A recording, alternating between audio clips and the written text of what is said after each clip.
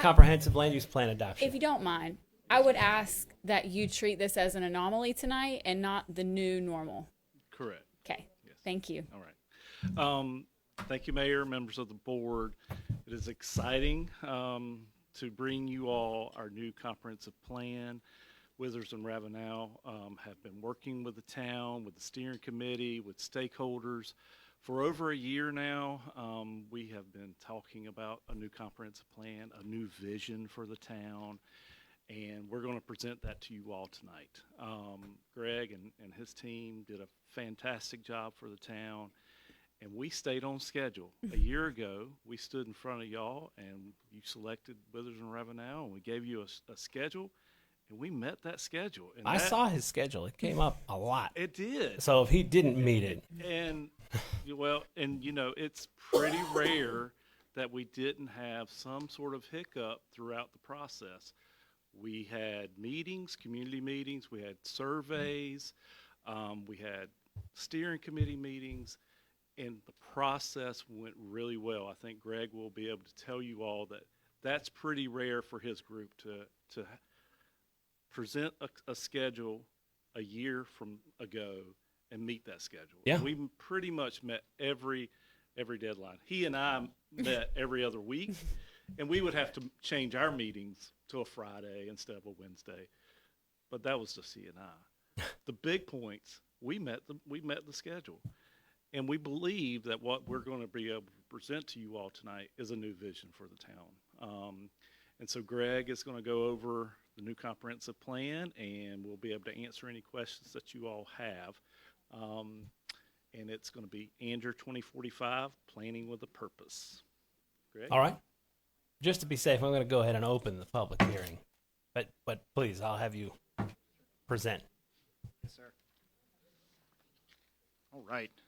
Good evening, Mayor, members of the board. My pleasure to be here before you once again this evening after what I think Jeff summed up pretty well. I'm, of course, going to dive in a lot more detail this evening, of course, being respectful of your all's time. I know the night's getting late, but I do want to recap what's been an absolutely wonderful 12-month process. As Jeff mentioned, extremely rare in my field to have stuck with a project schedule over the lifespan of creating a comprehensive land use plan. Dare I say it's probably one of the first that I or my colleagues could speak to. Benefits of doing that mainly surround around project momentum and recognition. I think it largely showed at our July 30th public meeting that was well attended.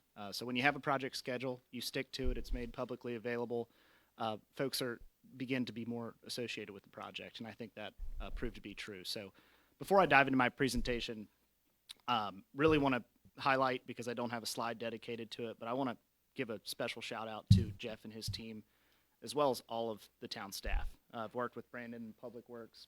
I've worked with now town manager, Mr. McLean. You all have wonderful staff, and we've been fortunate enough to work alongside them in this 12-month process, and we greatly appreciate that. It certainly made for a very pleasant process.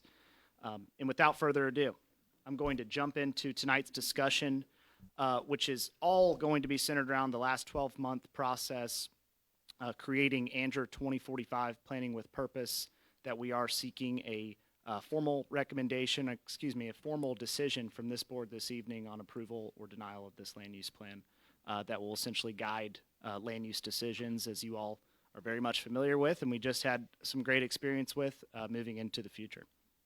So I have a little brief agenda this evening. I'm intending for this to turn into more conversational because I do want to get through the material. I want to recap the last 12 months, but I want to turn it over to you all for any questions that you might want to, things you might want to dive in deeper on in the land use plan that you might not already have had a chance to do so, or any clarity seeking items. I think Jeff and I have covered this thing front to back. So we'll certainly be the experts to be able to answer those questions for you.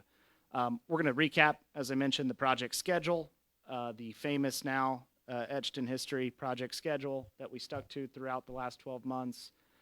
Then I'm going to talk about how we, as a community, through input from our community survey that spanned about 2 months time frame, our numerous public input sessions in the form of open houses and actually leveraging community events like the spring concert series, which I'll talk about in just a moment, how that all formed a guiding vision for this document. I've yet to come across a successful comprehensive plan, let alone any plan, a business plan that doesn't have a guiding vision in which the remainder of the contents of that document are built off of.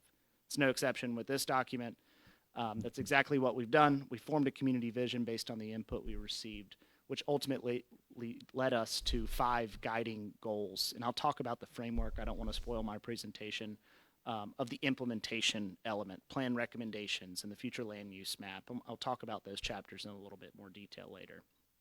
Then I'll wrap up by talking about this board's role. It's kind of music to my ears sitting here for the last couple of hours and listening to how much you all reference the land use plan. I think that's absolutely excellent. And certainly part of that kind of recap slide will be how to continue to build on some of those conversations. All right, here it is. This is the famous project schedule that we've referenced. Probably many of you all in the crowd this evening have seen this. This has been made publicly available, and I think one of the reasons why we had success sticking to it. But I like to look at this schedule in a pretty simple way, and probably I'm able to do that because I've spent the most time with it, with maybe the exception of Jeff out of anyone in this room. But really, this land use plan was intended to be broken down into 3 processes. It started with task 1, we'll call it, which was our project initiation and analysis. As a reminder, what that task really included was getting a lay of the land, getting an understanding of existing conditions. The town has spent an exorbitant amount of time and energy and, quite frankly, dollars on previous planning efforts, not limited to the recently adopted bike ped plan, not limited to the current comprehensive plan. There are relevant ideas in those documents that are still worth investigating and bringing to community conversations to determine whether the community views them as relevant or not.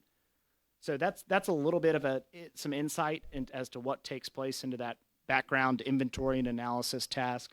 Of course, there's a lot of GIS mapping. If you've looked through this plan, which I certainly hope you all have spent some time with, you'll see quite a few maps that have assisted us in a lot of different analyses throughout this process. That also, task 1 included a community tour and kickoff. I myself joined Jeff in a driving community tour of all of Anger. We drove around, we took a lot of pictures, we got a great understanding of existing development patterns, trends, what's going up in the air these days essentially in Anger, get a lay of the land. We also wrapped that evening up with our first open house in this very room, where we had boards on display for the community to interact with. There was a formal presentation to this board that evening too, if you'll remember. But we had informational pieces on our displays, mainly centered around, if you're unfamiliar with what a comprehensive land use plan is, we're here to talk with you, and here are a few bullet points that might help you learn a little bit more about what's getting ready to take place over the next year. So we had a few demographic data pieces, population projections were displayed at that meeting as well. So again, more of that community profile was on display for the attendees that night to interact with. So that kind of, we'll say, wraps us up for the most part with our task 1, project initiation and analysis. I'm going to talk about this lift command or sewer basin analysis component of this comprehensive plan as I get towards the end of my presentation when we talk about future land use. So I don't want you all to think I'm glossing over that. We'll certainly reserve some time to talk about it. The meat of this project, the bones of this plan, as I like to put it, were all assembled during this task 2. And that really was the visioning and plan development process that I spoke on earlier. We established a guiding vision through feedback from the community that included our online community survey, which you'll see span there from January 6th to February 18th. Once we had input there, and on top of some of the initial input we heard on our kickoff evening, we began to understand kind of where the community was in terms of the direction it'd like to see Anger continue in or deviate in and so forth. So we were able to actually draft a community vision statement and underlying goals, which really guided the remainder of this process. We also had 2 public meetings, which I'll talk about on my next slide here in just a moment, to just, again, ways for us to have checkpoints with the community. This is what we believe we heard, and here's how it looks in its form, in its kind of final form within the draft plan. Did we get it right? Did we get it wrong? Where do we need to revise this this input that we kind of synthesized and attempted to make sense of. And so that really led us to an update that we had back in May with this board, just to have a check-in, kind of our 50%. Here's what we've heard so far. Here's the direction the plan's heading. And then also within that task, to kind of wrap it up, the two arguably most important elements in a comprehensive land use plan, we heard a lot about it already this evening, that is the draft future land use map. That future land use map was created as part of that task 2, as well as individual plan recommendations that we'll talk about in just a little bit. Wrapping us up, really this final task was meant for public notice of this document being available online. We stretched that for about a 14-day or so window where this document was made available by hard copy request, but also on display on the project website in its full draft form for review. As Jeff mentioned, we did take this in the staff report before you this evening. We did take this to the planning board on October 14th and had a unanimous recommendation for approval of this document. So let's talk about the community survey a little bit that I mentioned spanned from early January, right after the new year, which seems so far away now, but it really wasn't. Spanned just January 6th to February 18th. A few of the metrics here on display, you all have probably seen a similar slide to this before, so I won't dwell on it. Any successful survey does not take long to complete. But I will note that we had approximately 167 survey respondents. But more importantly, in a metric, I think I've mentioned this before, that I like to focus on is that 506 number. That's folks who actually took the time to individually type a customized response. So all of our questions, for the most part, a majority of them, had an option to leave an open-ended comment, right? If none of the answer choices were applicable to your thoughts. And so we had 506 folks do just that. So I think that's something the town should be proud of. Also, a number worth noting, 61 folks that took that community survey also took the time to leave their email and indicating they were curious to stay in touch and learn more about the process. So that was very refreshing to see. And you'll see the graph here. Tempting not to gloss over it again, but who responded? You'll see this is kind of interesting. We had about half of our survey respondents had lived in the town for less than 5 years. Next kind of cohort would be our 5 to 9, next tenure cohort would be our 5 to 9 year residents. That's about a fifth that made up about a fifth of survey respondents. Then we go on 20 plus year residents. We're right at about also a fifth, a little shy. And then just under 15% at 14% were folks who had been here between 10 and 20 years. So we've talked about the survey, but what did we really hear from the community in the questions that we asked? We went through a process with our dedicated project steering committee, which I'll also talk about on a later slide here in just a moment. But we went through a very strategic session on formulating the survey questions, right? We all took a look at them and through recent project experience as well and relevant comprehensive land use plans. We landed on a series of questions that ask folks, what do you cherish most about Andrew? What are you most fearful for in the future as new housing moves into the community, as future development takes place? What would you like to see it come in the form of? And questions like, again, obviously, what's your tenure with Andrew? How long have you lived in the town? And so forth. But some of the key themes, these are not necessarily ranked first to last in terms of how frequent they popped up from our survey results. But I can say with confidence, the number one theme from our survey results was environmental preservation. So that stood out, and that was definitely an outlier in terms of the most popular response for what folks want to see more of in the future, essentially. But also, I think we had a public comment earlier this evening. Folks are extremely excited about the existing conditions of Jack Marley specifically, of town parks, and also future conditions, that strides that the town has made to continue that investment in parkland for the community. Very much so a theme of let's continue to keep it up. This is something that we very much so cherish about the community we live in, is our access to parks and recreation.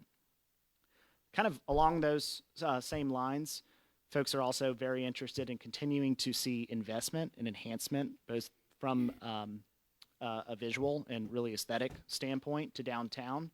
Walkability was also a top of a theme for the survey results. Alleviating automobile congestion, that's typically going to be a frequent flyer, certainly. Tough one to disagree with. Public safety in the same boat, as well as just enhanced transportation infrastructure. But I think those two, being automobile congestion and enhanced transportation infrastructure, go pretty hand in hand. This is the famous word cloud that we've also made its way into the plan, but you can see it just as a way for us with those write-in responses to kind of visualize what folks do cherish most about the town of Angier. And you'll see big right there, big and bold, park, right? Jack Marley in the top right, and of course downtown. So kind of reassures you that these key themes weren't just pulled out of thin air. So let's have one little wrap-up slide now on community engagement, and then I'm going to have a special slide dedicated to our project steering committee, who spent a great amount of time with us, and we had some great discussion sessions with that group that ultimately helped guide this planning process. But I want to take us back. These are some photos. The first on your left-hand side, I certainly recognize some folks in this room this evening, actually, that were with us either each of those evenings or certainly at one of them. This was our community open house back in November 2024, as I mentioned. That was just an opportunity for folks to see some of the demographic and data that we pulled from the U.S. Census and other data sources on the community makeup and profile of Angier. We also had a few existing conditions maps on display in an overview of what the process really entails for the community to interact with. In April, extremely fun event. The town should be very, very proud of this event. That being the spring concert series. We had a blast. We actually had a lot of good foot traffic too. It's always beneficial when the community you're working in offers great events that are popular, to be able to leverage some of that foot traffic and interact with folks who, quite frankly, wouldn't interact or have a say, or maybe anticipate talking to someone about the future of Angier and this comprehensive land use plan. Someone who I dare to say that someone who got out of bed, who interacted with us that evening, did not wake up in the morning intending to provide input on the comprehensive land use plan, but they did. And then that takes us to our final open house that was held on July 30th, also in this room. Very well attended. Jeff and I can talk more about that, but a lot of great comments were received at that meeting. We had an interactive exercise with the community that attended that night. We actually put on display every single plan recommendation that's in this document, and had preference levels in terms of the priority on which folks would like to see these items implemented or acted on, in other words. Very, very strong engagement that evening, and I know some of y'all can certainly attest.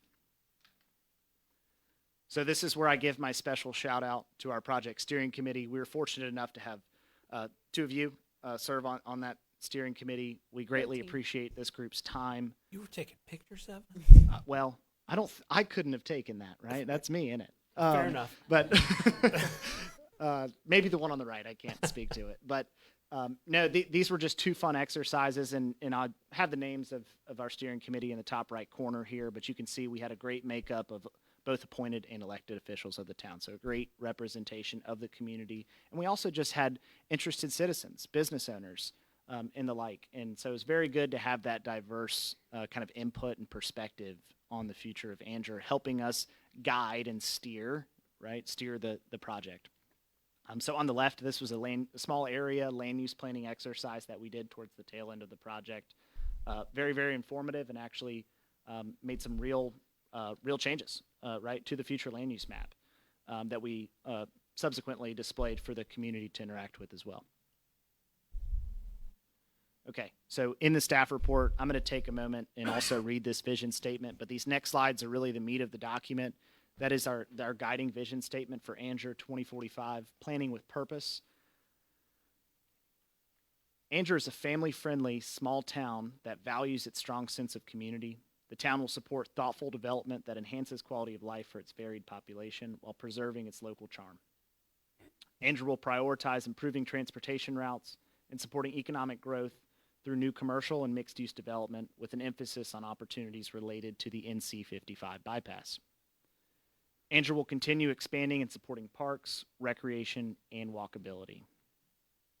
And so this vision statement set the stage for what my next slide will show you all, which are our plan goals in Andrew 2045 Planning with Purpose. So I'm going to take us back to our current land use plan and some of the holes we were able to poke in it. Right, me as someone who gets to work with communities on updating long range plans and different investigative studies on a daily basis, it's easy for me to poke holes in someone else's work. But just one of kind of the low hanging fruit, and really something that was vocalized to us by our steering committee at our initial meeting, was that the plan, while I think there was good intent there, the future land use map was updated to account for the new infrastructure, aka the NC 55 bypass in 2021.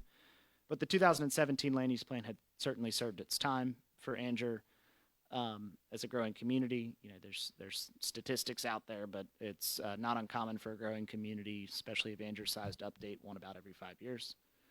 So 2017 certainly passed that window. But not to say there wasn't excellent information from that. My point with my long-winded remark is going through that document, you know, a lot of people will want to get to the good stuff, which is the future land use map and the plan recommendations. What are we supposed to do with this big body of work?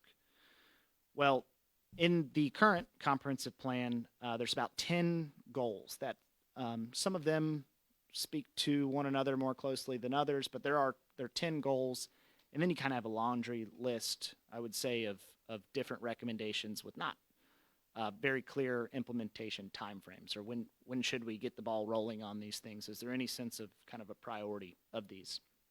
So our attempt with Andrew 2045 was to create these 5 baskets, these 5 plan goals, to ultimately guide our objectives and action items, aka plan recommendations, as some of you all might be familiar with, and I'll touch on that more in just a moment. But our 5 goals being natural spaces and recreation, improving mobility, so we're not just talking about vehicular transportation here, right, getting in your car and driving around. We're talking about improving mobility for folks who choose to not get around town by hopping in a vehicle. So we're also talking about walking, biking, of course, as well.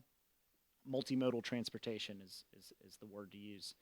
But also managing growth. So we're certainly aware, all of us, that growth to some extent, especially in a growing community, is not necessarily a bad thing at all, right? That's a good thing. It's inevitable, but when it comes in, what do we want it to kind of look like or carry with it? So preserving character kind of goes hand in hand with that last goal. And then investing in services, right? It's one thing to be kind of clear on what your vision of growth looks like. You also need to continue to invest in the infrastructure that supports that growth as well, being your primarily what everyone's most familiar with are your utilities, your water and sewer infrastructure. So this very complicated looking slide, we're going to make less complicated here. And essentially, these are all screenshots from the plan, from the final chapter, which is the implementation component of this plan's goals, objectives, and action items. So that visual on the left-hand side is a pretty good step down of exactly how this implementation chapter is intended to function. So first, you have your overarching goals. Those are your five goals that I just shared with you on the previous slide. Those are your intended long-term outcome for the future of Anger. Those are going to be followed by you're getting more specific, another basket that are your objectives. Those are more specific and measurable steps that will help you kind of achieve that overarching goal. Lastly, these are most commonly referred to as plan recommendations. The terminology used in this document are your plan action items. These are what do we need to do to achieve this plan goal. These were informed again through input sessions with the community all informed with our background data and investigative work on previous planning efforts and existing conditions in Anger, blended with conversations with our stakeholders at the beginning of this process and steering committee as well. These action items are, again, to reiterate, are concrete tasks or actions. So you can see a visual of what this looks like in the plan on the right-hand side of the screen, that kind of lighter purple box, that rectangle up top, obviously objective 5.3, right? That matches the kind of symbology used from that step-down approach. And then you'll see in purple text underneath, these are your concrete individual action items. So the intent here, I say all this because the intent here was to create a much more organized and user-friendly document that explained what the intended vision of Anger is based on this year-long process, and make it usable, right? It's not a scary document that sits on the shelf and we look at the future land use map and we consider some things. This document's intended to be revisited. I heard the word living document quite a bit. That's certainly the hope with this tool that you all will now have at your disposal. So very powerful document. The hope here again was that this increased or enhanced the usability of it and function of it. Bottom left-hand corner, because I'm realizing I kind of jumped over to the right-hand side of the screen. I mentioned that exercise with the community. That certainly assisted us in getting a sense of what priority levels everyone kind of felt our action items deserved to be at. Our project team, with the help, of course, of the town staff, we understand that a lot of these recommendations have real dollar amounts next to them. So therefore, if I think I used this term that evening at the public meeting, but if everything's a high priority, then nothing is, right? So the intent behind going through that exercise with the community on, hey, do you think this is kind of a high, low, or medium priority? That assisted us with some of the recommendations and action items in terms of ranking them on when they should be rolled out, when there wasn't really a large dollar amount associated with them. So there is a strategic approach to these implementation timeframes in this document so that there is not an exorbitant amount of money that's all intended to be spent if you attempted to implement every single one of these action items in the short term, 1 to 3 years. Yeah. Right. It's not feasible. Exactly right. So I think you all get my point, and I apologize if I belabored it. But also on the bottom right-hand screen too, we throughout the document, a few of our action items that maybe were more popular with the community, we did include a vision statement, not a vision statement, kind of a visioning exercise in the form of a precedent project that's taken place that's similar to this action item, just to help conquer the blank page.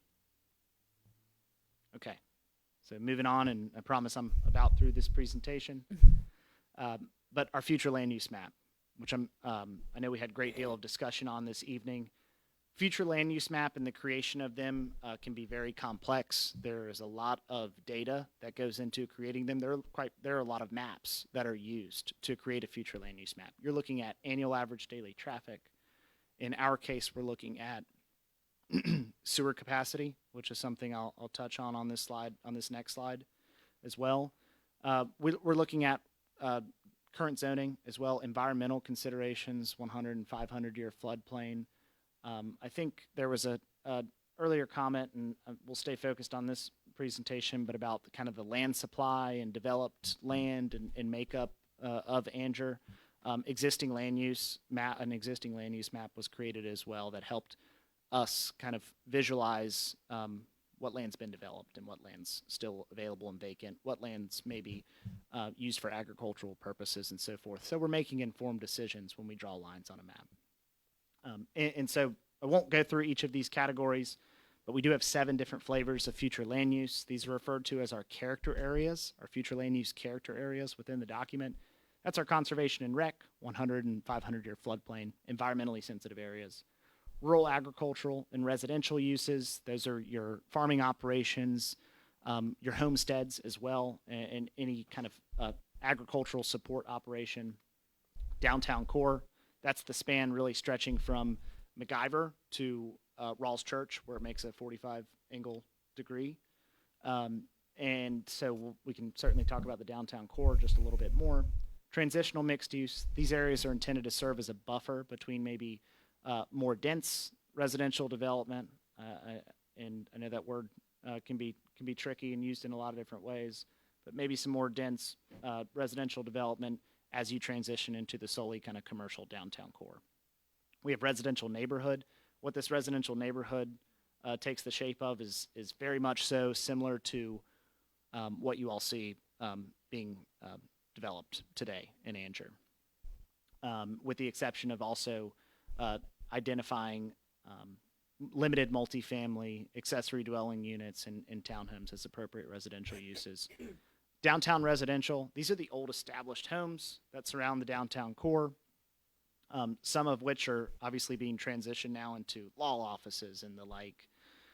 So keeping that, of course, acceptable. And then employment and innovation. This one was a very interesting one, and I'll save my spiel for it on this next slide. But this future land use character area is primarily found along the bypass. So here we have it. Here we have the future land use map, recognizing it looks a little bit squished on this screen, but that's okay. I think you all certainly get the visual. Something fairly new about this future land use map is you'll see that blue color, as I mentioned. That was the last piece that I touched on, the last character area I touched on. That's an employment and innovation designation. Not too dissimilar from what was in the 2021 future land use map, the current future land use map, I should refer to it as. This employment and innovation district is unique because it's intended to do a couple of things. But one, diversify the town's tax base, allow for some more non-residential development to offset the influx of residential development. Two, it's intended to really serve as not just a convenience store or a new quick service restaurant, new fast food chain, right? It's intended to serve as a designation that supports job generating uses, industry, which of course is impactful on for a community in many ways. But I wanted to make that distinction because it is unique for a future land use map. Folks that chimed in on our community survey, responded and engaged with us throughout the process, also noted the need to kind of diversify some of the land use we see coming in, aka let's think about some of the non-residential that can support some of the residential. And so born was this employment and innovation designation. It's not often that communities are fortunate to have a massive infrastructure investment such as the NC 55 bypass. And without being dramatic, I think it's extremely important that you capitalize on that. And when I say capitalize, I mean be extremely curious and specific about your vision for parcels as they are developed along that corridor, along that piece of infrastructure. Sure, NCDOT has driveway permit requirements that may restrict immediate access, obviously, on pieces of infrastructure like that. But you know, this level of investment from the state certainly draws some eyes from the development community, as you all are aware, on the town. And so capitalizing on what the vision immediately surrounding that corridor is going to be important. Okay. Want to talk about the concurrent sewer basin analysis very quickly. Essentially, without going into a bunch of detail, and Jeff can certainly assist, and Brandon's here as well, if we wanted to discuss, but kind of two-parted. One is an ongoing and intended to be an ongoing part, and that is throughout this process, in a separate venture, but also concurrent because it did inform this future land use map, our team at Withers Ravenel was able to assist the town in getting all of its sewer capacity, aka its lift station capacity, online in a digital database, so that capacity was able to be visualized. It's a great and useful tool. I think we were talking the other day with staff. A lot of folks, you know, there's many ways you can do this. You can document your capacity percentages on paper by hand, right? So only someone who has this one notebook knows where it is, or have it in Excel or however you do it. But this is Jimmy Cook's mind. Exactly, right, right. But this is a very, very powerful software and tool that the town now has to use when making land use decisions, of course. You're able to actually now kind of plug in scenarios, but most importantly, have an understanding of where you are in terms of your level of capacity with respect to sewer. So when we, step one was kind of getting all of the existing development online, plugged into that system, everything that's on the books as well, get an idea of kind of where we sat with respect to sewer capacity. Kind of informed us that there were areas of concern, and I know we showed a visual to our steering committee as well of that map with kind of areas to look out for in the near future versus areas that maybe you start to look at in the distant future when development trends go up their way. But you'll see these yellow areas in really East Anger, between kind of the 210 and 55 on the eastern side of this study area exist. That was where kind of our red light and bottlenecks and capacity concerns existed for the most part. And so I wanted to just make that distinction and kind of explain how, one, it's a very important piece of data that you now all have on an ongoing basis, being Lift Command, which is the software that all of your utility sewer infrastructure is inputted into, and two, that it did help inform us in making kind of decisions on this map as to where more dense, I'm going to use the word dense, it's been used a lot this evening, where more dense housing or development in general should be placed and vice versa. Okay, my final slide. We made it. That's going to be your all's role as a board. First and foremost, I don't even know if I have to read this bullet because I certainly know that's going to be the case.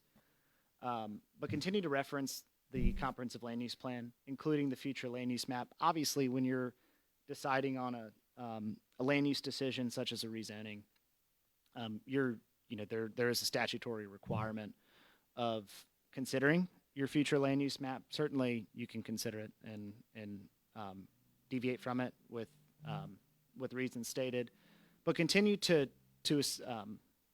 place some value in that future land use map as part of any future review of not just rezonings. That's the example put up here because that's the one most frequent. Understanding it's very fitting this evening, but also step two. I think this one is often passed over, but equally as important to the future land use map. I'm just reiterating there are other elements in this plan. Continue to monitor progress with action items. I know Jeff and I have already talked about kind of game plans on, hey, there's a biannual or an annual kind of review and formal presentation as to, hey, this year our short-term action items, we haven't kicked off, we've only kicked off one of them, right? And that may be okay. That's why this is intended to be a living document, and that's why we actually have this column built in to monitor that progress in the document, to continuously update it. Some of these action items may fade away, right? And that's totally understandable. Whether you take one out and put one in its place, that's a town's decision if there's a consensus around a certain topic that warrants action item status. But continue to monitor the progress with the assistance of planning staff. You have an expert in the room. You have extremely talented staff that can assist you in navigating this land use plan as you need help doing so, but also coordinate across boards too. I think you all already do that. I saw that this evening, but continuing to work with your planning board too. As planning subject matter experts being the planning board, I think it's important for them to also have some accountability and monitoring of this land use plan as well. But that's going to conclude it for me. I can't say enough. Thank you all for allowing us to work with your community throughout the last year. It's been an absolute pleasure meeting a lot of folks in the community in Anger who are passionate about the town and the vision for the future. This evening, we are seeking a formal motion for adoption from this board. And next steps are begin working with this guy behind me on implementing a few of these action items. But I'm going to turn it over to you, Jeff. Thank you, Greg. Just a couple of things that I want to sort of put some. Our study area is 2 miles. That was not sort of this is beyond what our current comprehensive plan limits are. So statutorily, we can go 2 miles out for for annexation. So our study area is 2 miles from our current city limits, or town limits. Other thing is that, yes, we do have this employment and innovation center along the bypass. We've got some mixed, corridors here.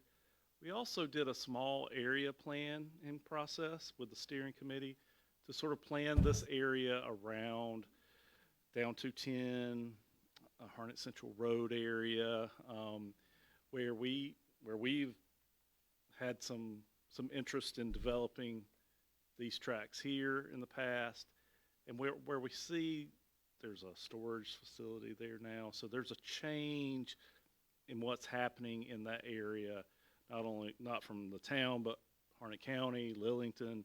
But this would be where our sphere of influence ends. But we do see a small village community kind of entry gateway into town along 210 there.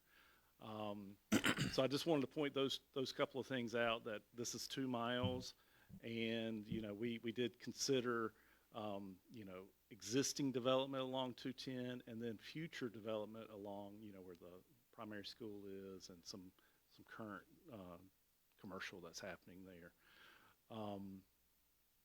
The plan is a little bit denser than what our current plan is. With that being said, you all who will be on the board and who will be reading staff reports from home will see a different staff report in the future on projects that you all have to consider.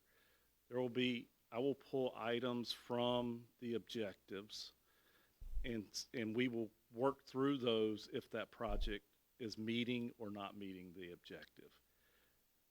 We relied a lot on density to make decisions, and I think that was where we sort of hung our hat on the previous plan, or the current plan, if you all adopt this one.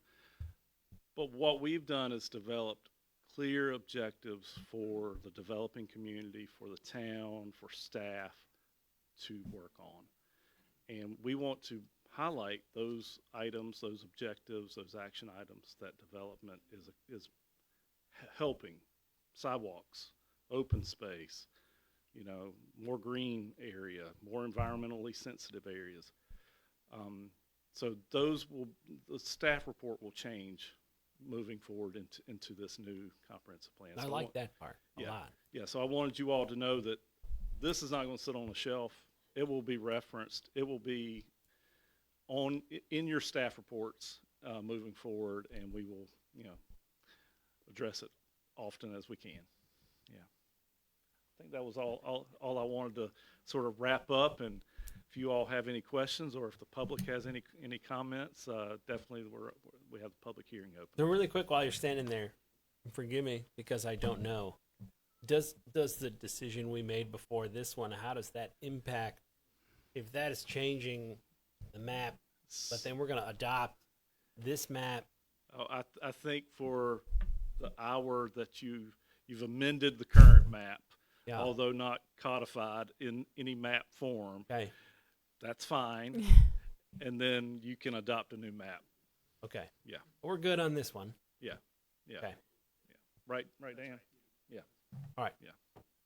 Thank you. Yeah. So this is a public hearing. If anyone from the audience would like to come up, make a comment, or ask a question, we ask that you join us at the microphone.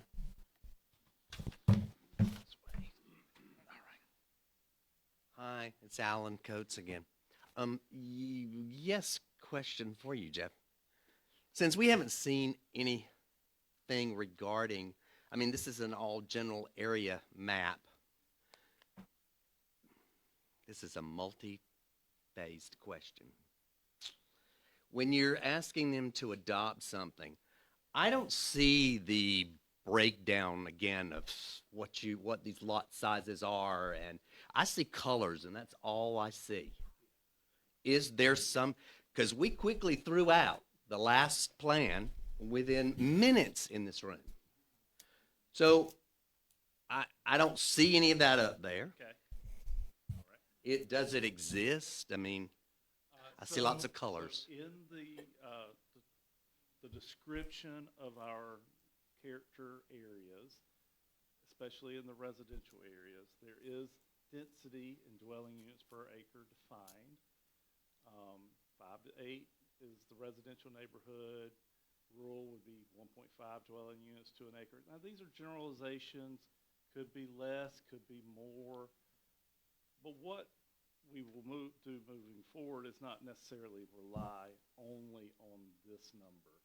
A development will need to be able to be presented that meets other action items, other objectives of the town, such as open space, environmentally sensitive areas being preserved. Those will be presented to the planning board and to the town board as, are they meeting this objective? Are they meeting this action item? In addition to density, Yes, which we absolutely. would still consider. Absolutely, yes. More than just a number. Yes, yeah, that's right. So does that answer your question? Alan? Sort of. Okay. I mean, it's in a sense, it's easier for me to see it on a map where I saw these are R10s. You can make them whatever you want them to be, but these are planned to be R10s. These are R. I would like to see the map, not yellow areas Yeah. and things. I mean, so We'll I mean, we'll still have a zoning map that shows R10 areas, R20s, R15 areas. There's still a zoning map. That's regulatory. That's how we do development. This is if a development were to be presented to the town in one of these areas, whatever the color is. yes. How does it relate to the character of that area? And then how does it relate to the objectives and goals of the town? And really, all the way back to the vision statement. How does it relate to the vision statement? So that's what we hope this new comprehensive plan will do for us and how it will be used. Now I'm asking a second question that I'm curious. I was part of approving, I think, this one of these new plans. What does a plan like this cost from Weathers and Ravenel? I do believe the town board in the 23-24 budget set aside $150,000. Okay. That was for the sewer basin. Sure. and Yeah, that no, was- I get it. And what I'm about to say is I would make the recommendation that this board not approve this. It should be the people that are going to be responsible for looking after it. We got 3 people that aren't even going to be here to answer for this.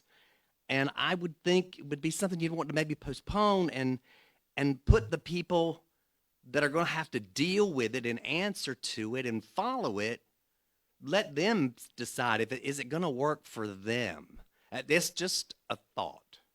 I mean, you got 3 new people coming in, and that way you can say, well, that's what they wanted to do, and that's just a thought. I'm throwing that out there, and that's all I got to say. We have to initiate a plan that carries beyond just the people that are sitting here in these seats. Unfortunately, that, wasn't so this evening. But what we hope is that initiating a plan allows for everybody that sits here to know what the plan is when they get here. So it looks different. It looks different than the one. And the difference is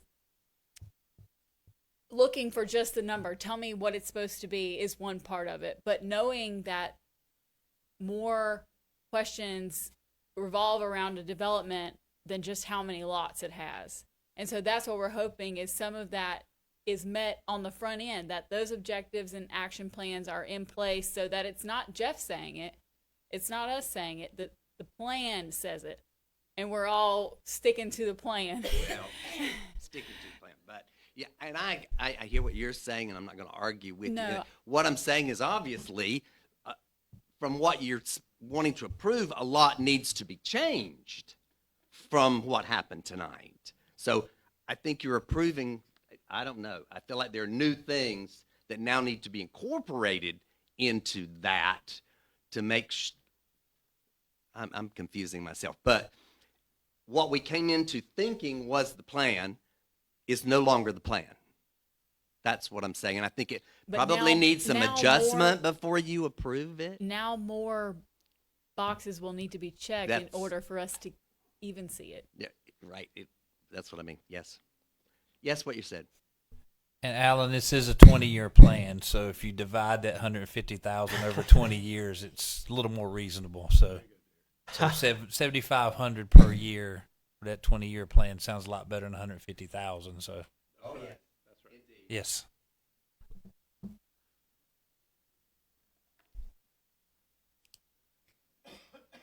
Mr. Mayor and Commissioners, I'm Jimmy Johnson, the one that got drug in the pound a while ago. You got a dog in this fight, though, My right? dog's in the fight. Got it. Just make it clear right Yep. now, okay? If he's not in the fight, he's in the room. Just for clarification, I think I was one of the first ones that got called. I think maybe was it you to talk to me? Yes, sir. Maybe the first one. And I hadn't heard back since then, for the record. Okay, but are the permitted uses anywhere? Is there permitted uses table available? No. That again, that would be in our UDO. That would be in our UDO, our zoning ordinance. That would be that's separate. That's That's regulatory- UDO yeah, adjustments. This is more vision. This is what the town would Right. like for things to be. So we're not changing anything about the zonings. Obviously, commercially designated areas, there's going to be commercial. Residential areas, there's going to be residential. That's really what this plan is saying. This part of town will be commercial, this part of town will be residential, and such, yeah. The next phase, a year from now, we'll be talking, through the next year, we'll be talking about UDO updates. Yeah. That was my assumption. And based on that assumption, the existing uses where they're going to stand, I think I know the answer. But I also think I know that it's going to be hard to get an answer. Okay, what's the question? I don't know. I had a vision 12 years ago to be out there when the bypass came. The bypass is coming. And now, quite honestly, and me and Jeff agree on some things and disagree on some. That's okay. I mean, that ain't a big deal. But I need to know what we're going to disagree on or agree on. That's my only concern because I've got a big investment out there, and I guess I'm in employment and innovation, and I want to be employed and I want to innovate. That's what I've done my whole life. But I need to know the rules. Right. I can play by the rules. That's my line. But I know. But I was saying the same thing in 1987 when I was sworn in right over here All in the right. next. I was building. alive, Yeah. but just But, barely. But I can play by the rules, but I need to know what the rules are. Yeah. And I want the rules to be uniform Yeah. and able to read. And I will go on record now since y'all voted on the last thing. From a developer standpoint, I am 199.9% against any kind of conditional zoning because that throws you under the bus if you're a developer, quite honestly. I understand sound stuff and math is math, and all developments are based on math, right? It goes down to math, and what you've got you can work with. But that's over with. But my concern is, and Jeff knows. He knows more than the rest of us do. But I don't think anybody else in here can tell me what employment and innovation means, other than we want more jobs and we want something. I don't know what lot sizes are going to be determined. I've got a subdivision that's been in the ground 12 years with infrastructure in place. And I don't want to be land used out of business. And I'm not throwing rocks at anybody. I just don't know. So I don't want to also be kicked to the sideline not being able to know what I can tell people, because yes, there are people that call on a regular basis, and you know that. We've had multiple discussions, and just from clarity, so me and him can figure out what we're going to be on the same team about and what we're not going to be on the same team about. Yeah. And that's our job. So it ain't no big deal as far as I'm concerned. We'll work through it, but we just need rules. Greg, We don't need handcuffs. We need rules. Right. Greg, is there a section here that goes into more detail on what innovation employment is? If you Yes. wouldn't mind. Sure. For the record, the comprehensive land use plan is 93 pages, so it's Okay. not as brief as what I- was presented. I've on been the scrolling PowerPoint. and I was looking for the definition of, or some clear direction Yeah, on sure. what exactly that Uh, means. It'll probably take me a little bit without hopping on my computer to find know, the I'm exact scrolling. page in your packet. But if you get to chapter 7, future land use map, there should be an intro. There should be Yep. also an explanation about the concurrent Focus, sewer basin desired analysis. uses, Yep, discouraged you've got it. uses, compatible zoning districts, and design elements. You've got it. So there's all of That's that. page 90. Yep, page 90. Okay, and that's around the employment and innovation Got a long way designation. to go. Yeah. Specifically, Yep, that's okay. that specific one. So they're Employment and individual. innovation. There should be individual little boxes and cut sheets with kind of some precedent imagery up in the top right corner of it. Okay, With more information Yes. than With what's more- shown on this screen. correct. And that information, as you put it, yep, focused, desired uses. There's also a section there for compatible zoning districts. Again, zoning map completely different. That's your regulatory, determines your required lot sizes, setbacks, permitted uses, prohibited uses, all of that. That is not what this map is. Yeah. This is a Have you seen that section? I don't know if you had or not, where it went into a little more detail. Because I agree with what your concerns are. And spelling things out more clearly makes everything easier for everybody. So it's my understanding that part of the purpose of this document is to set these definitions in place so that you do know a little more about what's expected in this district. In addition to zoning and UDO, this is supposed to give you more information to start coming to the table with. I think it's a very valid concern. You can't come to the table till you have your specific requirements, right? one more time. You cannot come to the table until you get your specific requirements with footage and things of that nature. That's my understanding. Well, I've so, only got so 4 the years. employment and innovation says Commerce Park, which is what you're zoned, is the zoning district that would be employment and innovation. No, it won't. Yeah, go it says compatible zoning districts in employment and innovation, office and institutional, general commercial, commerce park. Yep. Those are all three So- outlined in that so- one. Unless we're making changes to Commerce Park, you're good, and we could foresee other areas of town being zoned Commerce Park. What we will do is go through the UDO, the zoning comprehensively, and we may add or subtract things, uses, development requirements for all the zoning districts. And that'll be a process that's open to the public. There'll be public hearings. But right now, you meet the definition, your project meets the definition of employment and innovation almost to a T. That's what the plan visions, a business park, that's what we want. So I don't foresee this plan hindering you or anybody zoned Commerce Park. Right. So to go in even more detail in this section, desired uses lists out job generating uses, light industrial and advanced manufacturing, research and development facilities, flex space, logistics, distribution centers, and regional retail, as it is defined in the UDO, are encouraged in this area. Right. I think the intent is really to spell out for everybody, the board, the new board, the people who would want to develop it. If what you want to build was flex space and you're in there, then Jeff's staff report will say he wants to build flex space. It says right here, flex space. Right. And so, it should, that's the goal. We don't want to be up here much longer than we have to either. But all we could do is make good intentions. We certainly don't want to make it more difficult, especially for commercial, which is really what we're really after right now. So, And until we do regulatory changes, whatever's permitted today, whatever's a conditional zoning, whatever's a special use permit, that's still going to ring true today, tomorrow, a month from now. So there's no changes. So if a use is a use today, it's going to be that until we do the public hearing, do the work to amend the ordinance. Mhm. however we amend it. I don't know what we're going to amend at the moment. So I know the Yeah. planning board is going to help shepherd that through the process. Yeah. Yeah.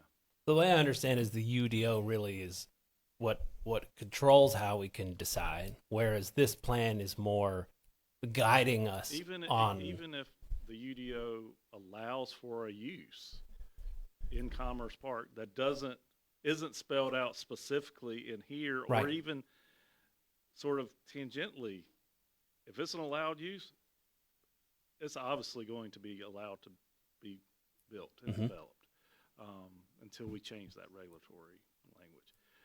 Because we adopt a vision and a comprehensive plan, that does not change what is allowed or not allowed on a piece of property.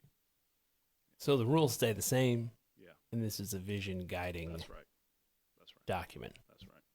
I won't attempt to use it anymore. I think I've hopefully simplified this a little bit in my brain, and perhaps I had the spiel earlier, but I think a good way to look at it is if by UDO, by your ordinance, what you want to do on your piece of property, on a subject piece of property, is permitted in the ordinance. None of this doesn't, you're not looking at the future land use plan. If you want to do something that is not in the permitted uses or change the zoning designation of your parcel, that's when this document becomes fair game to look at and review for consistency. All right, well, that was helpful for me. Just for clarification, my concern is the next step. Mhm. That's my concern. Not this step as much as the next step, because this step is, okay, well, this what we told y'all this is what we're going to do. Mhm. So that's my concern. So just You're gonna want to be very involved in the UDO. well, I was interviewed early on, and I was told I would be getting information. Well, I'm talking Yeah. not this. When we go into I was UDO. interviewed early on, and so I'm just trying to be at, and some of the new folks that are going to be coming on the board, just understand, and I understand 100% you guys' job. Y'all are doing your job like you're supposed to, but I'm doing mine like I'm supposed to. And so I understand the first step is the big picture, but the next step is the step that I'm worried about, and that's why I wanted to bring it to everybody's attention up here, because when you go back and look at it and say, well, everybody said they wanted to have this out here. Well, yeah, everybody wants a Bojangles too, but nobody's built one. I mean, so you can't just say, well, okay, you can only build a Bojangles here. You can only do this, and I know the board wouldn't do that. But in that same vein, we have to be careful that we don't squeeze some good things out for look of something better down the road. And because we are going to go through some growing pains. And I've sat on this board. I was on this board 12 years. And I understand a little bit about it, good, bad, and indifferent. And so I would just make sure that it is studied hard when you go in to start changing, because every time it changes, and it's changed twice in 12 years, okay? Originally, it changed after I went out there, and then it was a new zoning that came into place somehow or another, and it changed some rules out there. And I was here one night, and they showed my building up on the wall there.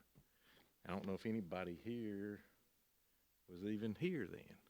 Right. Showed my building up on the wall and said, this is the kind of buildings we want, but I had a discussion that day with planning, and I couldn't build that building across the street from the building I've got. And my building was on the thing, this is what we want, and that's how it was shown to the board. Not this board. But a board. And you weren't here. You were in Holly Springs then, I think. But just understand the big picture. And I know I'm preaching to the choir here, but I mean, and that is very disconcerting sometimes. And so I don't want our next board to do something like that. And it has been multiple boards back. But at the same time, the same day that they showed a picture of that building, how they wanted them up here, in that zoning district, the new zoning district, I had sat down with Sean that day about building a building for somebody. And I could not build the building that they showed a picture of that was the building that they wanted in that zoning. So I'll let y'all figure that one out. That's just the fact, Okay? So, but I appreciate your time, and my concern is the next step. You know, I understand future land uses. So, but the next step is the one that concerns me. So just make sure that, you know, Jeff stays on top of it, and he will. And hopefully the people that are already in those zonings that are affected, because we don't have a lot of Commerce Park. If I'm not mistaken, there's one area with vacant lots in Commerce Park, and that's me. So I am interested in it. So thanks for your time. I appreciate y'all doing what you do. Thanks, sir. Any other public comment? All right, with that, I will close the public hearing. There was an ordinance in your packet that Liz prepared for you all, and that would be what we would ask you all to consider and adopt with that ordinance.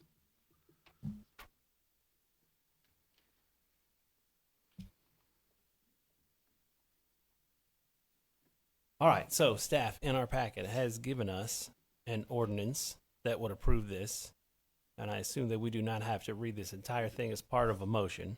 So we could simply motion to approve this ordinance. Any discussion? Then I'll entertain a motion. I make a motion. Alan, I'm with you. I make a motion that we table this. We can't table it because they'll have to visit old business next month before the swearing in. It would have to be an item of new business. But I totally for the agree with you. new board. to I do. totally agree with you, Alan. Does any of the new board members that are here in the audience oppose us passing this evening? I will clarify that it can always be amended. They can always do an amendment, right? Yeah. Okay.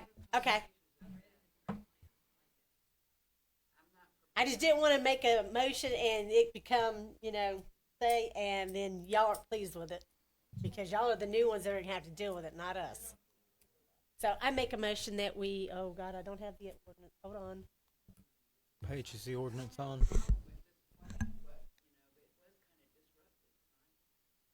Well, that was the old plan. Well, we will have to amend The this current plan. map to conform with what the board voted on earlier.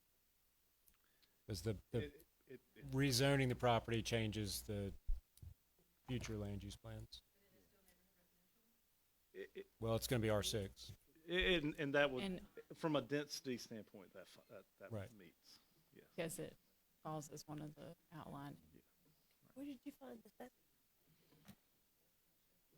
What page is it? It is in our packet. It is part of the agenda item. So page It's 98. ordinance number A16-2025. Page 98 in the PDF document.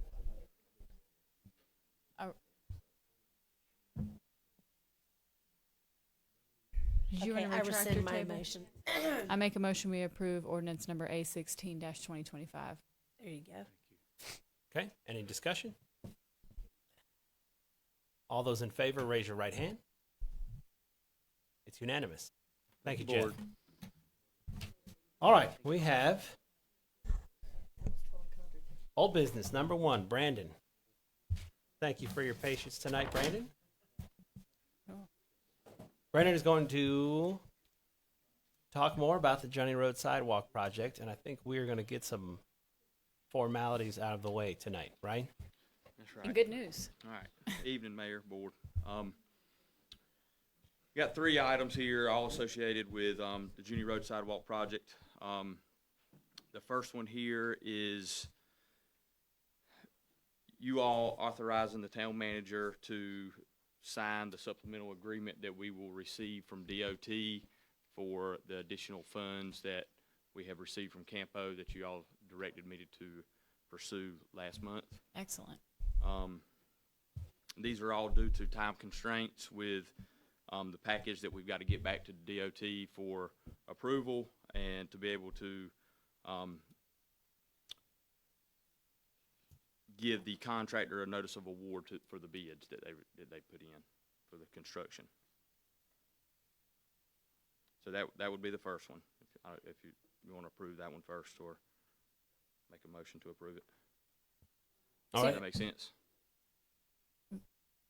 So this is, we already talked at the last meeting and agreed that we were going to do this. This motion is to allow the town manager to sign an agreement to that That's to correct. that end. Yep. So You appealed to DOT for $998,660 to supplement the LAP project, which was the sidewalk, That's correct. and they approved that. They did.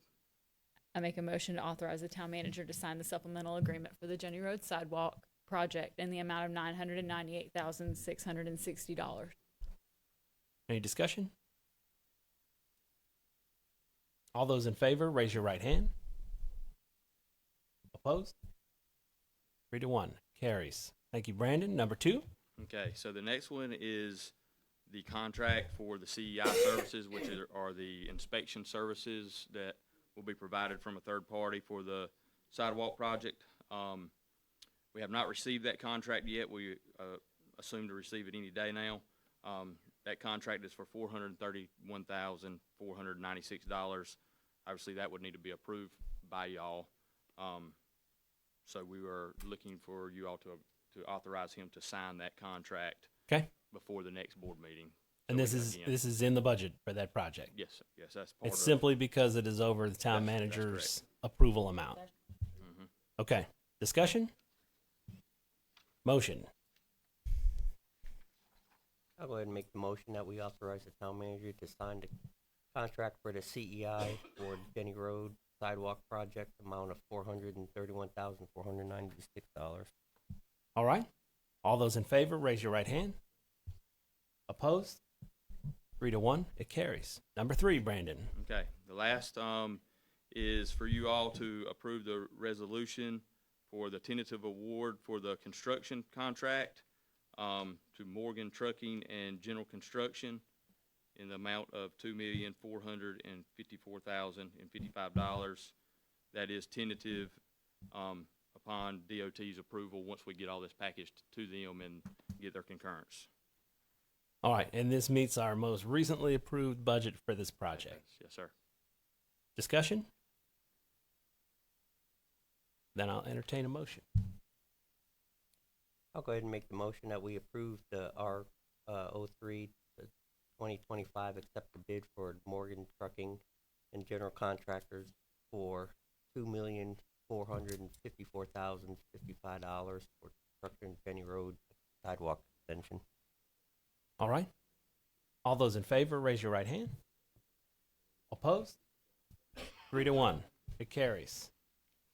That's it, right? That's it. Thank you, Brandon. Yes, sir. All right, we have new business number 1 that was added at the beginning of the meeting, which is to amend the Anger Code of Ethics.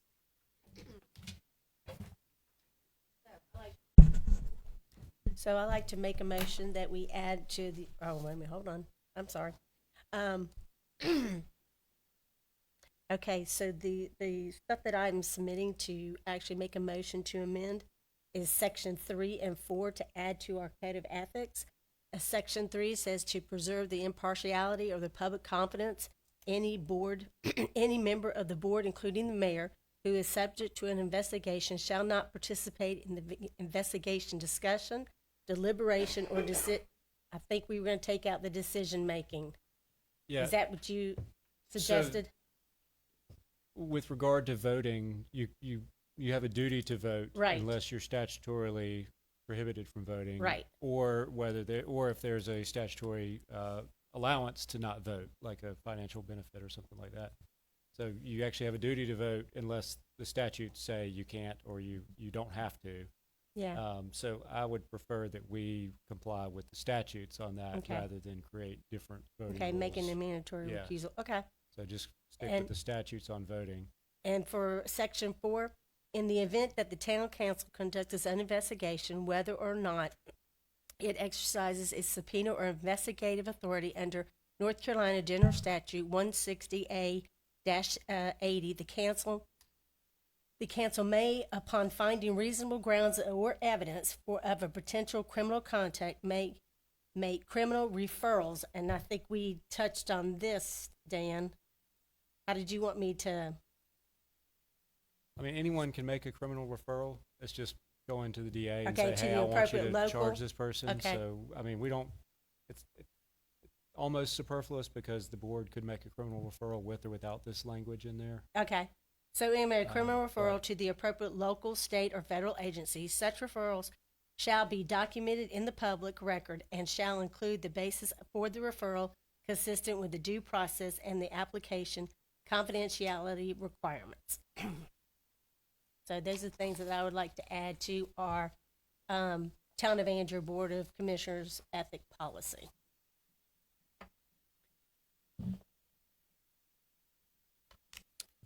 We just got it tonight. Yeah, so that's what I was going to say. For whatever it's worth, this was brought to us tonight. There's 1 or 2 copies floating around. I don't think Dan has seen it. In my personal opinion, No, Dan has seen it. I got it tonight. Yeah. Yeah. I do have it. Well, And Dan the got other it. commissioners, on the record, the other commissioners were not given any information prior to this. well, I think that's my point. I know, but I'm just making sure that y'all don't think that I tried to sneak this in and talk to the other commissioners and not y'all. That's, So I don't. apologize on that, but this, because of everything that's been going on lately, I took it upon myself to put this together tonight, last night and this morning, so that's why I'm doing this. And I apologize for it being late, but I wanted to present it because we don't have that many more times to actually meet. So So, y'all could just, can I borrow it? Or yeah, at least the last page or something of the Okay. of the current one. so the current one? Yeah, when was this? This was The- actually the done in existing one. 2014. That's why I'm saying Okay. it's really old. So the code of ethics we got is 2014, and no doubt it is worth reviewing, for sure, right? Because a lot's happened in 10 years. Just the way any rules are made, somebody screwed something up along the way, and we got to make a rule for it. And so I am not opposed at all to revisiting the ethics policy. In fact, there may be more things to add to it or revise And as yes, we go I through it. definitely, with the new board coming on, I suggest that you all kind of revise this. I think we will, and Yeah. that's my point, is that knowing that Jim hasn't seen it or Steve hasn't seen it, nobody's Right. seen it, it doesn't feel like enough time to review it and approve it. But that's my personal opinion. Well, it's just 2 little paragraphs. Y'all were able to read it and understand it. So it's either, it's y'all's decision. Y'all can go for it or not. I'm just bringing it to the table. Okay. And I do have a motion on the floor, so y'all can go to a vote. You can deny it or whatever y'all want to do. But this is something that I brought to the board, and I made a motion. So the motion is on the floor. All right. Discussion? Well, Wait, where'd you get a copy? I kept it when it was handed to me because I wasn't willing to give it up because I Okay. didn't know if I would see it again this night that I'm scheduled to vote on it. I'm not sure why we're picking 2 sections to just add without reviewing any of the other parts of the document in its entirety. I certainly think a change to the code should require like a thorough overview. Mm-hmm. I'm not opposed to updating things from 2014. But this seems a little. I know things have been done different since y'all were on the board, but I know it was suggested to us whenever we took our oath to look at the code of conduct, and or the ethic conduct and everything. So that, I didn't know if you all had seen it or not, if you all, when y'all were sworn in, if anybody, the town manager or anybody has suggested this to you to read. So with going forward, if y'all want to, just look at it and then make the adjustments that y'all see fitting for the town. Because we're under so much scrutiny all the time as being up here. So, And we like love I it. said, the motion's on the floor. So is this do whatever you want. replacing the We're current discussing. sections 3 and 4? There is no 3 and 4. I mean, I see This 3 is- and 4. Code of ethics. Or is that the copy that I 1, didn't 2, highlight it? 3. So, are we adding it to it or 3, 4? You know what I'm saying? So are we adding these paragraphs to No, it? if you look at the sections, I don't want to get it. I don't want to be accused of anything. I mean, So, in the Ethic Board of Commissioners, okay, there's that page. There's this.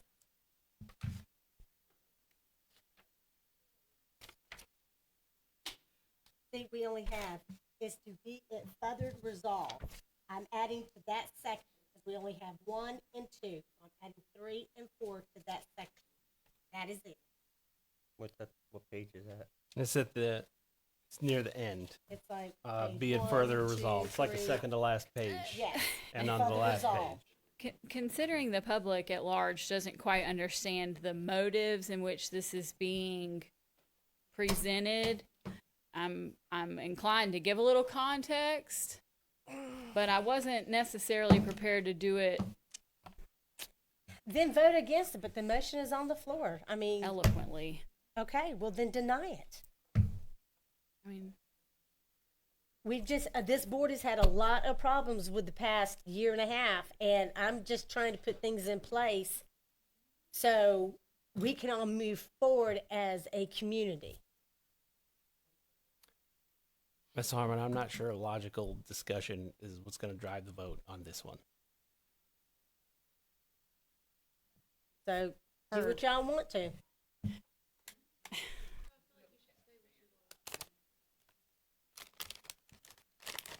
it's gonna be. I mean, if this makes sense to everybody on this board, certainly the majority moves this wheel.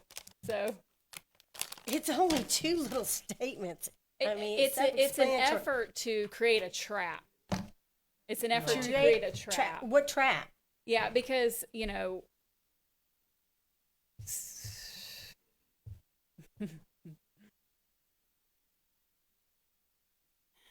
What trap? if there's an effort to create the appearance of impropriety and we put the verbiage in the code that we're looking to say that folks are not adhering to, thus creating rules that we can say exist without actually existing, that we can enforce.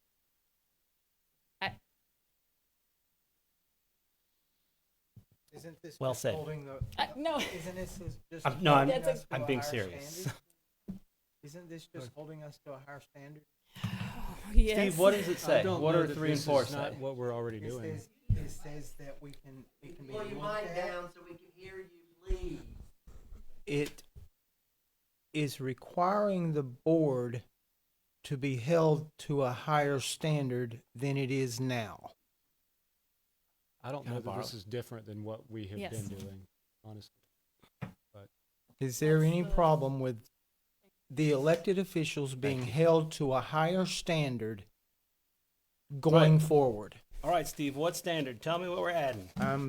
The verbiage is on the paper that she made is the it? motion for. Let What me is it? read it. I can read it for you again. I thought you understood. I And do understand that is to preserve the impartiality and public confidence. All right, well, Any anyone member can of, read it, hold Steve. I on, wanted hold to on. see You if asked you me to do understood it this. before you Yeah, voted you on asked it. me to, I do understand it. I do understand it. It's asking the elected officials to be held to a higher standard. If we can't agree on that, then we do not deserve to be on a board. And you will be held to a higher standard due to that. I wasn't looking at anyone in particular. I can't see All any right. faces. So I was just curious if you knew what it I was do from know memory and exactly understood what it is. But I didn't know. I did not memorize it. I did not well, you're about recall- to vote to approve it. because it is holding elected officials to a higher standard. There is no logical reason to not hold your elected officials to a higher standard in any given circumstance. But you can't tell me from memory what the standard is in these 2 cases. What specific incident are we trying? Like, It's not a specific incident. It is a higher standard well, consider going the last forward. meeting. We had Okay. I call the vote. Oh. Any further discussion? Jim, any input? The way Dan wrote it or said it, he said it's pretty much already written in there. I think what Dan said Isn't We're that- already isn't doing was it. that correct? these It's rules not- already it are wouldn't have changed. inherently. I don't think it's any, I mean, we have not had an investigation into a board member. The investigation was of the museum project, but I don't think we've had we're investigating a board member or we're investigating a person on the board. I'm not sure this would have applied anyway, but. They're creating application. The what? It's creating. Yeah, I mean, if a board member is being investigated by the board, then they would probably recuse themselves anyway from that discussion. And if there they was an didn't recuse investigation into themselves, a particular board member, the for board- example, because I mean, the context, the library or the museum, when we voted on, for example, the subpoenas, that wasn't an investigation into a board member. So I'm not sure how this, again, I think if a board member is being investigated, if the board decides that we want to do an investigation into a board member, then that board member would be recusing themselves anyway, because it'd be referring to their conduct on the board or their personal conduct or whatever it is. So, in that situation, they would probably want to recuse themselves. So I think that's probably what we would do anyway. But it's up to the board if you feel like it needs to be put in writing in this way, or if you want to. Well, Dan, I have called point of order. I have had the motion on the floor, and I called for a vote. I mean. All right, I'm just making sure everyone has a chance That's to fine. discuss. But the question was asked. Thank you, Dan.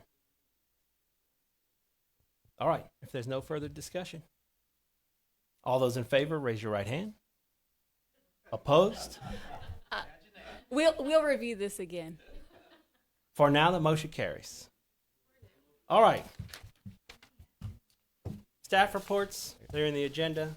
I know it's been a long night, but it is not fair to the November people if I skip them. So bear with me while I go through it. Birthdays in November. Cadet Blackwell from the Andrew Police Department. Chevelle Harmon over here has a birthday this month. Happy birthday. Brandon Johnson, Water and Sewer. Jeff Jones has a birthday. Crystal Pope All from the Water cool and people Sewer. have November birthdays. Cecilia Stevenson and Austin Yarborough have birthdays this month. That's a lot. There's only one higher anniversary, and that is Sergeant Pollard, who's been with Andrew Police Department 11 years. Events, not a huge list this time. On November 8th at 10 a.m., the town has our ribbon cutting scheduled for the Veterans and First Responders Memorial, and that's in front of Jack Marley Park, if you're not already aware. On November 21st, the Chamber is kind of overseeing Pink Friday, which is a shop local movement that a lot of Andrew businesses will be participating in, so don't miss that. On November 22nd, the town of Andrew has got a winter holiday market and a food truck rodeo from 11 a.m. to 3 p.m. in Jack Marley Park. On Tuesday, December 2nd, that's our next Board of Commissioners meeting, where the old board will handle old business and the new board will be sworn in and take over new business. Friday, December 5th, I'm getting into December, but these are big ones. Town of Andrew and the Chamber of Commerce is doing Christmas on the Square at the Depot from 6 p.m. on, where there'll be the tree lighting and hay rides and crafts and concessions. And Alan, are you going to be there reading? Alan will be there doing Polar Express, so don't miss that. And then the next day, Saturday, December 6th, is the Christmas Parade, which is organized by the Chamber at 10 a.m. The route, I believe, this year runs from where it normally starts on McIver, I think, all the way down Broad to Junie Road this time. So don't miss that. The last thing I want to mention, regarding public records requests, we've received notice recently from Harnett County. Typically in the past, the county has been the one, since they manage our IT, our email accounts, when a public records request is received, and they have been helping us with sorting through the emails to give them back to the town clerk and attorney to be reviewed before they're released. For several reasons they are not contractually obligated to do that for us and have elected not to do the searches for us anymore, though they were giving the town clerk access to their portal and some assistance in doing that herself. What that means is obviously a much larger workload on the clerk. And so if you have public record requests in, please be patient while we sort through it and try to get it back to anyone as quickly as we can. But we'd just ask for a little grace until we sort out the best way to deal with that moving forward. That is all I have. Do you guys have anything? Have you been given any documentation from the museum? Yes, I'll send it to y'all. Mm-hmm. Yeah, it's in like a Dropbox folder. Okay, I'll sign it. Okay. Should be in there. If you can't get access, let me know and I'll Okay, resend it. will do. And thank you for filling that out. You did. Thank you. All right. If there's nothing else. And the county documents are in there as well. All right. I'll entertain a motion to I make a adjourn. motion that we adjourn. All those in favor, raise your right hand. We are adjourned.